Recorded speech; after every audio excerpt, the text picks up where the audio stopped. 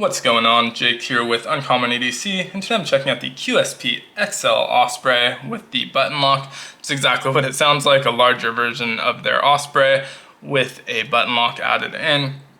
You can get this in the Black Micarta, which I have here, or a green Micarta for right around $70. I got this in the Going Gear box, but it's available from other retailers as well.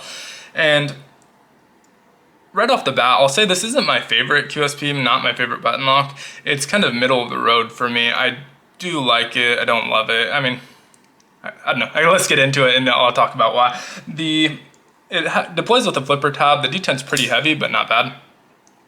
It's got a 3.65 inch D2 blade and nice shape on it. I think it looks nice, really good stonewash here, and a little bit dull out of the box, but I don't really knock that because that's pretty common nowadays when you get new knives from most brands. They're not super sharp. Handle on here, the Black Micarta I think looks really nice.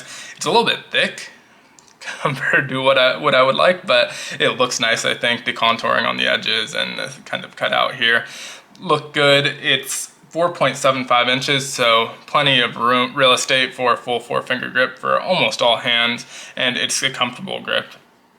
It's got some jimping along the spine that doesn't look it, but it feels pretty aggressive, not in a bad way, not like it hurts your fingers or anything, but it really grips onto your thumb, which is nice.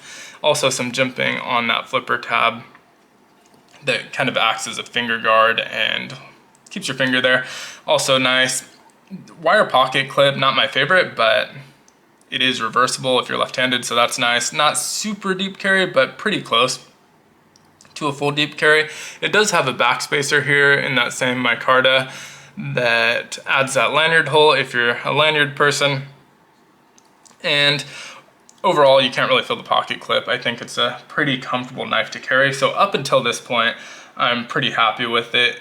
The weight on it's a little bit heavy, just over 6 ounces. And so it's a pretty heavy knife, which is another thing that's kind of a deal breaker for me in terms of carrying. I mean, I'll buy bigger knives, but I don't carry them that often if they're too heavy. I just prefer something light in my pocket that kind of disappears.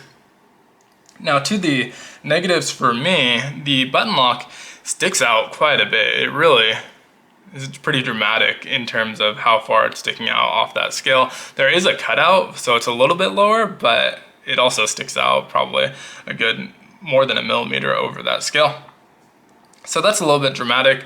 It's not a deal breaker either, but the other thing is that disengaging the lock requires you to push it pretty far. I don't know how well that's going to show up, but you can kind of see how it works. It's a plunger lock, and you got to get that thicker part all the way down before it disengages. And so you have to press pretty firmly to get it to disengage. So it just disengaged right there, and hold it all the way or it gets kind of stuck right here. You have to apply a decent amount of pressure for that last bit.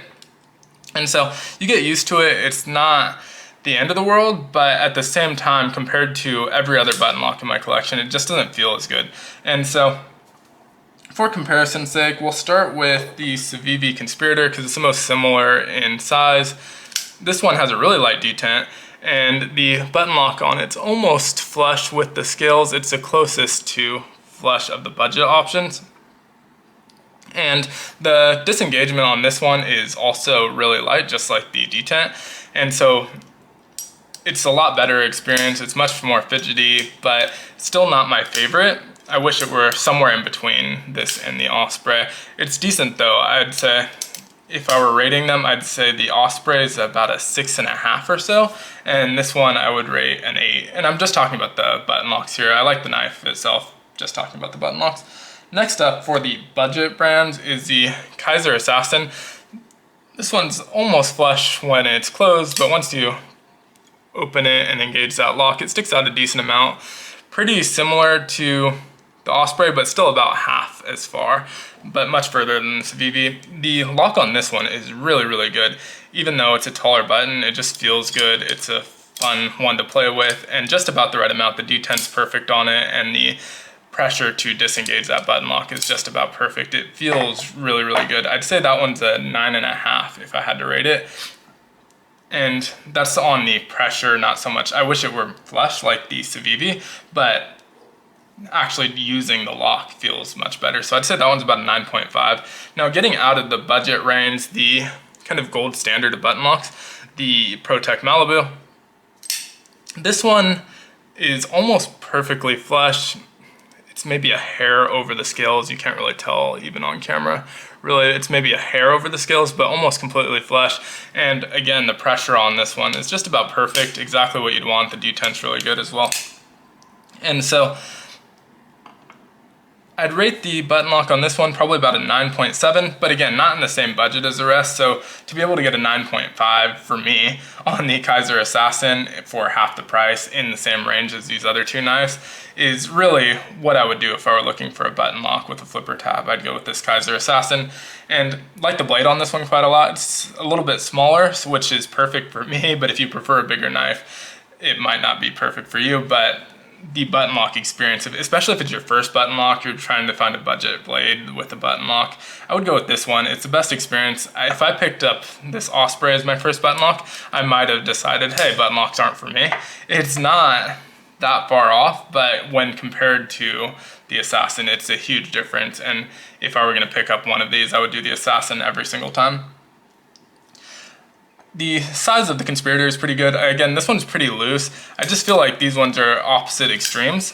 This one's not bad either, and I'd prefer this one. But both the detent and the button lock are super loose and light on this one. The detent and the disengagement of the button lock on this one are super heavy and tight feeling. And so I'm kind of wanting something in between. Go with the Kaiser Assassin. Now, if you just want a bigger version of the Osprey and you don't care about the lock, okay, it has a button lock, that's fine, that's not why you're getting it. For sure, definitely check it out. It's still a good knife. It's just, of all of the button locks that I own, and these aren't all of the button locks I own, these are just the ones with flipper tabs. Of all of the ones I own, it's probably my least favorite feeling. It just doesn't feel right, it doesn't feel good, which makes me think that it's the first button lock that they've done. I don't know if that's true, I haven't researched it. In fact, maybe I'm probably wrong there. I think there might have been a Penguin that had a button lock, but not positive about that. But either way, it feels like they could do a little bit of trial and error and get there, but it's not it for me. Now, the other thing that it could be is that I just got kind of a lemon, and QC is not always perfect. Maybe I got a really bad example of it and I'm just completely off base in my review. And if that's the case, if you have one of these and this just doesn't sound right, let me know in the comments below. I'd love to hear. Maybe I just have a bad version of it. But either way, let me know what you think of this knife, whether you have it or not, down in the comments below. Be sure to like, subscribe, hit the notification button. It helps out a ton. And as always, I hope you have a great one. Take care.